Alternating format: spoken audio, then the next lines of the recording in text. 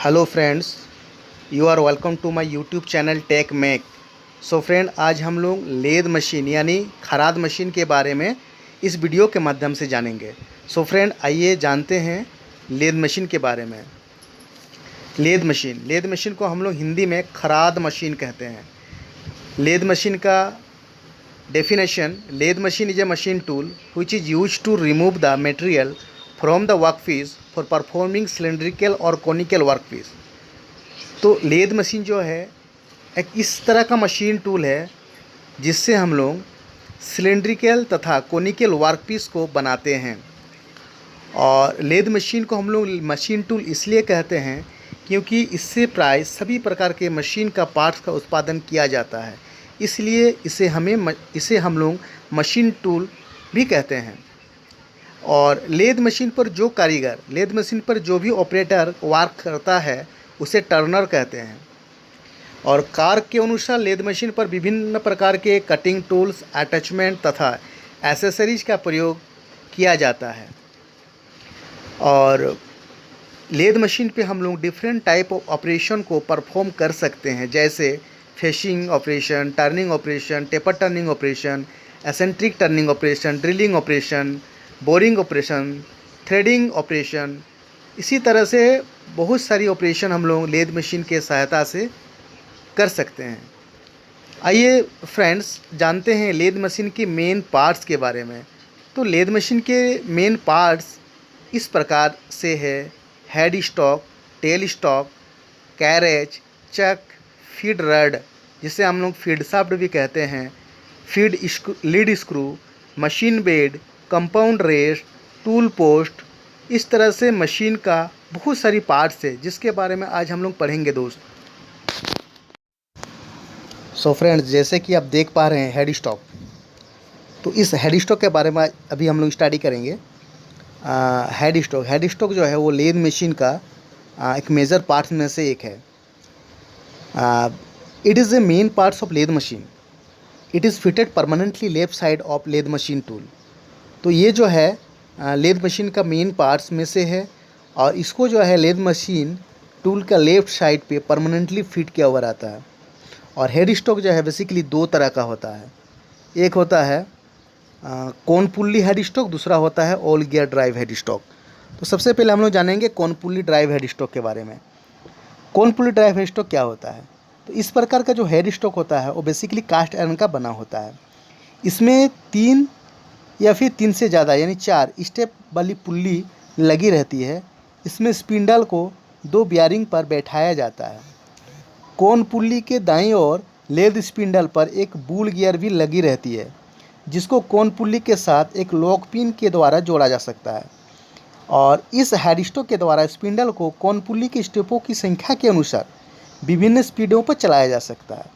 और अगर suppose that हम लोग को स्पीड उसका बदलना होता है या बदलना पड़ता है तो हम लोग क्या करते हैं, बेसिकली लेद बेल्ट जो है बेल्ट को पुल्ली के स्टेपों पर बदला जा सकता है। यानी बेल्ट को हम लोग डिफरेंट पुल्ली पे लगा के उसका स्पीड में चेंजिंग कर सकते हैं, यानी उसका आरपीएम को बदल सकते हैं। इस तरह से cone pulley drive head stock work करता है। सेकेंड है all gear drive head stock. तो all gear drive head stock के बारे में भी पढ़ेंगे। All gear drive head stock भी कास्ट आयरन का ही बना होता है।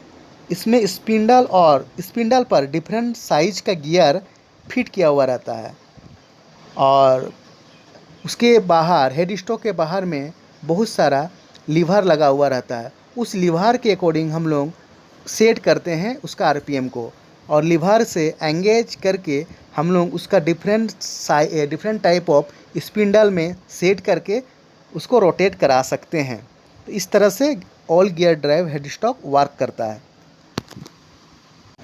सो फ्रेंड्स, सबसे इम्पोर्टेंट बात तो ये है कि all gear drive head stock का क्या एडवांटेज है।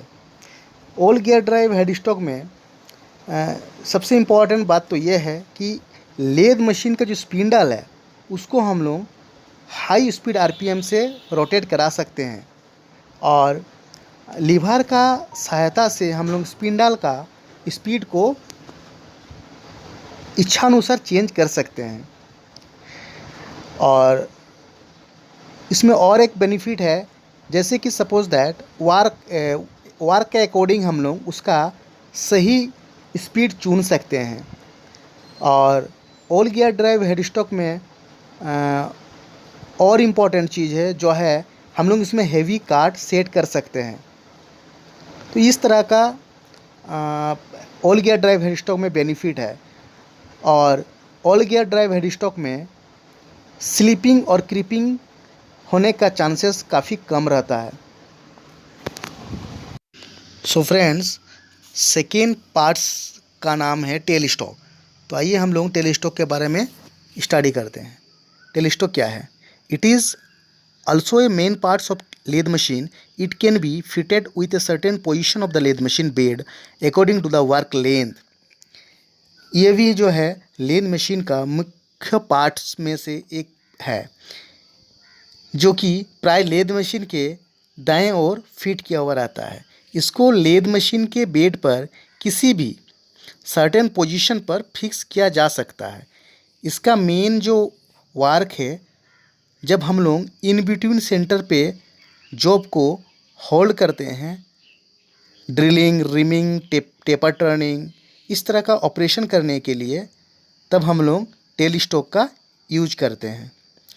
और सेट ओवर मेथड से भी हम लोग टेल स्टॉक का सहायता से टेपर टर्निंग ऑपरेशन कर सकते हैं। टेल स्टॉक का भी मेन पार्ट्स इस तरह से है। हैंड व्हील रहता है, स्क्रू रोड रहता है, स्पिंडल रहता है, लीवर लॉक लीवर रहता है तथा क्लैंपिंग बोल्ट और नट होता है टेल स्टॉक में। नेक्स्ट है carriage. It is also main part of a lathe machine where feeding control parts are appended. It can move between head stock spindle to tail stock spindle. The following main parts of carriage are saddle, cross slide, compound race, tool post, apron, etc. तो friend, carriage क्या होता है? Carriage भी lathe machine का main parts में से एक है जिसका यूज हम लोग फीड कंट्रोल करने के लिए करते हैं। और ये जो कैरेज है ये मूव करता है हेड स्टॉक स्पिंडल से टेल स्टॉक स्पिंडल की ओर। यानी हम लोग हेड स्टॉक से टेल स्टॉक स्पिंडल तक कैरेज को आसानी से बेड के ऊपर मूव करा सकते हैं। और ये जो कैरेज है इसका भी मेन पार्ट्स होता है saddle, cross slide, compound rest, tool post, apron.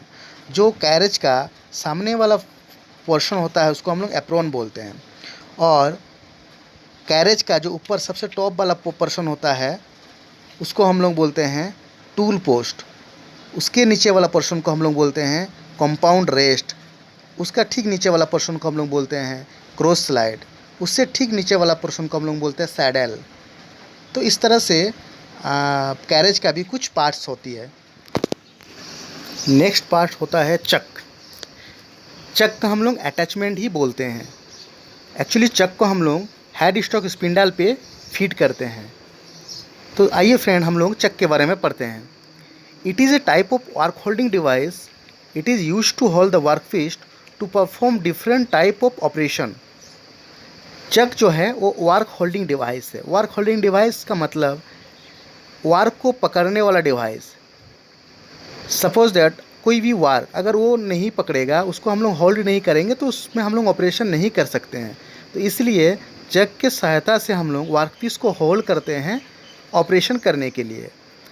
और ये चक जो है डिफरेंट टाइप का चक अवेलेबल होता है मार्केट पे। जैसे हम लोग जानते हैं 4 जो चक, 3 जो चक, मैग्नेटिक चक, कॉलेट चक। तो 4 जो चक के बारे में जानेंगे। 4 जो चक क्या होता है? 4 जो चक को हम लोग इंडिपेंडेंट चक के नाम से भी जानते हैं।